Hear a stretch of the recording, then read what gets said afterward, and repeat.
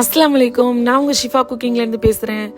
இன்றைக்கி நம்ம என்ன ரெசிபி பார்க்க போகிறோன்னா, ரொம்ப சிம்பிளான மேகி தான். ஆனால் அதை என்னோடய ஸ்டைலில் எப்படி செய்யுதுன்னு நான் உங்களுக்கு சொல்கிறேன். வாங்க வீடியோக்குள்ளே போகலாம். நல்ல ஒரு கனமான கடாயில் ஒரு 3 ஸ்பூன் அளவுக்கு எண்ணெய் சேர்த்துருக்கேன். அதில் 2 பெரிய வெங்காயத்தை கட் பண்ணி சேர்த்துருக்கேன். வெங்காயம் கொஞ்சம் வதங்கட்டும். நான் 4 பேக்கெட் இருக்கும் இல்லையா மேகி, அதை அப்படியே எடுத்து வச்சுருக்கேன். நான் 4 மேகி பேக்கெட்டுக்குள்ள அளவு தான் சொல்கிறேன்.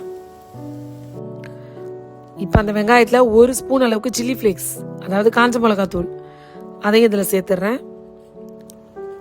வெங்காயம் ரொம்ப ப்ரௌனாக வதங்கணும்லாம் இல்லை, கொஞ்சம் ஓரளவுக்கு நல்லா கலர் மாறி வந்ததுக்கப்புறம் இதில் 4 மேகின்றதுனால 2 தக்காளி, பெரிய சைஸ் தக்காளின்றதுனால நான் 2 போட்டிருக்கேன்.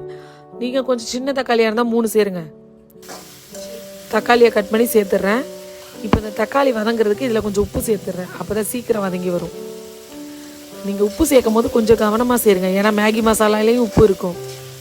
நான் இந்த வெங்காயம் தக்காளிக்கு மட்டும் தேவையான அளவு தான் உப்பு சேர்த்துருக்கேன். இப்போ ஒரு மூடி போட்டு மூடி வச்சிடுறேன். ஒரு 2 நிமிஷம் கழித்து திறந்தீங்கன்னா அந்த உப்பு சேர்த்துருக்கனால தக்காளி நல்லா மசிஞ்சு வந்துடும். பாருங்களேன், தக்காளி நல்லா வெந்து மசிஞ்சிருச்சு பாருங்கள். இப்போ இதெல்லாம் அந்த மேகிக்கு தேவையான அளவு தண்ணி சேர்த்துக்கிறோம். நான் 4 பேக்கெட்டுக்கு எவ்வளோ தேவையோ அவ்வளோ சேர்த்துக்கிறேன்.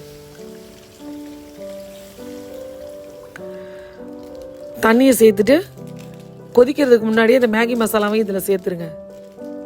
ஏன்னா கொதிச்சிருச்சுன்னா அப்புறம் சேர்க்கும் போது கட்டி கட்டி ஆயிரும் மசாலா. பாருங்கள், கொதிக்கிறதுக்கு முன்னாடியே நான் மசாலா 4 பேக்கெட்டையும் கொட்டிட்டேன் இதில். இப்போ ஒரு மூடி போட்டு மூடுற, தண்ணி கொதி வரட்டும். தண்ணி கொதிக்கும் போது நம்ம மேகியை உள்ளே போட்டுற வேண்டியதான். நான் மேகி உள்ளே போட்டது வீடியோவில் கட் ஆகிடுச்சு. என்னோடதுல தண்ணி ரொம்ப கம்மியாக இருக்குது, இன்னும் கொஞ்சம் தண்ணி சேர்த்துக்கிறேன். நான் 4 பேக்கெட்டே உள்ளே போட்டேன். அவ்வளோதான், ரொம்பலாம் போட்டு உடச்சி அதை கிண்ட வேண்டாம், அப்படியே மூடி வச்சுருங்க. அது வேகும் போதே ஆட்டோமேட்டிக்காக அப்படியே தனித்தனியாக நூலாக வந்துடும். அவ்வளோதான், அப்படியே ஒரு மூடி போட்டேன். இப்போ சரியாக ஒரு 2 நிமிஷம் கழித்து திறக்கிறேன். பாருங்கள், நல்லா எல்லா பக்கமும் கொதிக்க ஆரம்பிச்சிருச்சு. ஒரு பிரட்டிட்டு மறுபடியும் ஒரு 2 நிமிஷம் மூடி வைப்போம். நல்லாவே வெந்து வந்துடும். பாருங்கள், திரும்ப ஒரு 2 நிமிஷம் கழித்து திறக்கிறேன். நல்லா வெந்துருச்சு பாருங்கள். நான் அடுப்பை ஹை ஃப்ளேமில் தான் வச்சுருந்தேன். இப்போ அடுப்பை லோ ஃப்ளேமுக்கு மாற்றிக்கிறேன். ஏன்னா தண்ணி வற்றிருச்சுல, இனிமேல் ஹை ஃப்ளேமில் இருந்தால் அது அடியில் பிடிக்க ஆரம்பிச்சிடும். இப்போ அடுப்பில் லோ ஃப்ளேமில் மாற்றிட்டேன். நீங்கள் வெஜ்ஜு தான் சாப்பிட்ணும் அப்படின்னா இந்த டைமில் அடுப்பை ஆஃப் பண்ணி கொத்தமல்லியை சேர்த்துருங்க. எங்கள் வீட்டில் எல்லாருக்கும் முட்டை ஊற்றினா தான் பிடிக்கும். அதனால் 2 முட்டையை உடச்சி ஊற்றி நான் மிக்ஸ் பண்ணி விடுறேன். நீங்கள் முதல்லையே முட்டை சேர்க்குற மாதிரி இருந்துச்சு அப்படின்னா 4 பாக்கெட்டுக்கு 4 முட்டை கூட சேர்க்கலாம். இது ஃபைனலாக சேர்க்குறனால அதிகமான முட்டை சேர்த்தோம்னா ரொம்ப கொலகொலப்பாக இருக்கும்.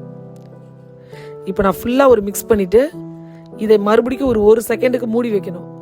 அப்போ தான் இந்த முட்டை நல்லா வெந்து வரும், கொஞ்சம் ட்ரை ஆகி வரணும். இப்போ நான் கேமராவை உங்களுக்கு கிட்ட வச்சு காமிக்கிறேன் பாருங்க. பொடியாக நறுக்கின கொத்தமல்லியும் இதில் சேர்த்துட்றேன்.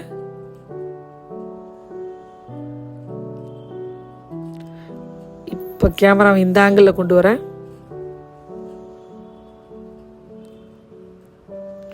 இப்போ பார்த்தீங்களா, தெரியுதா உங்களுக்கு? முட்டை வெந்துருச்சு, இருந்தாலும் கொஞ்சம் தண்ணியும் இருக்குது. ஸோ இன்னொரு 2 நிமிஷம் மூடி வைங்க. அடுப்பை ரொம்ப லோ ஃப்ளேமில் வச்சுருங்க. பாருங்கள், 2 நிமிஷம் கழித்து திறக்கிறேன். அடுப்பு ரொம்ப லோ ஃப்ளேமில் தான் இருந்துச்சு. பார்த்தீங்களா, கொஞ்சம் உதிரியாக ட்ரை ஆயிடுச்சு பாருங்கள். முட்டைலாம் நல்லா வெந்துருச்சு, நூடுல்ஸும் கொஞ்சம் தனித்தனியாக வர ஆரம்பிச்சிருச்சு. அவ்வளோதான், நல்ல ஒரு டேஸ்டியான சூப்பர் மேகி என்னோடய ஸ்டைலில் ரெடி ஆயிடுச்சு. இந்த மாதிரி நீங்களும் செஞ்சு பாருங்கள். செஞ்சு பார்த்துட்டு எப்படி இருந்துச்சுன்னு கமெண்டில் சொல்லுங்கள். நிறைய பேர் என்னோடய சேனலை சப்ஸ்கிரைப் பண்ணாமே பார்க்குறீங்க. என்னோட சேனலை நீங்கள் சப்ஸ்கிரைப் பண்ணால் நான் போடுற புது வீடியோஸ்லாம் உங்களுக்கு நோட்டிஃபிகேஷனில் வரும். சூப்பர், சப்ஸ்கிரைப் பண்ணுங்க. தேங்க்யூ.